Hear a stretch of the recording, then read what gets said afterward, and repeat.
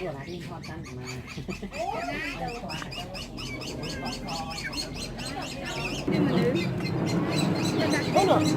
Hả thích đó này á. Sao mày thích nào mua đi ạ? Cái gì ạ? Trời ơi, thế anh.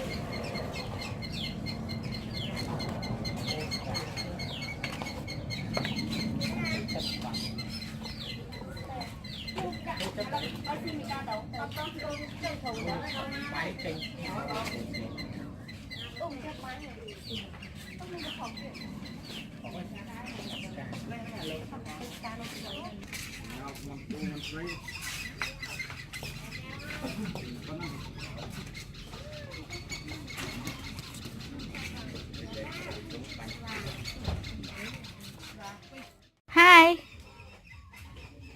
Hai. Cà cao. Hai.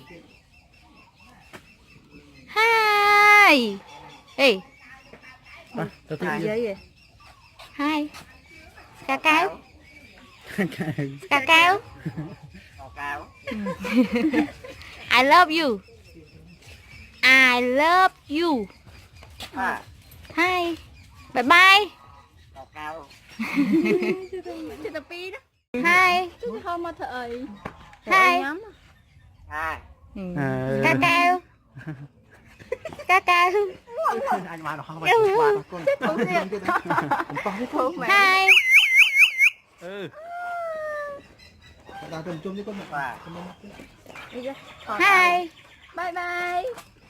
Sợi lần lôi. I love you. Họ miền Tây xí ho. I love you. Kịp tiền thì chị sẽ đọc.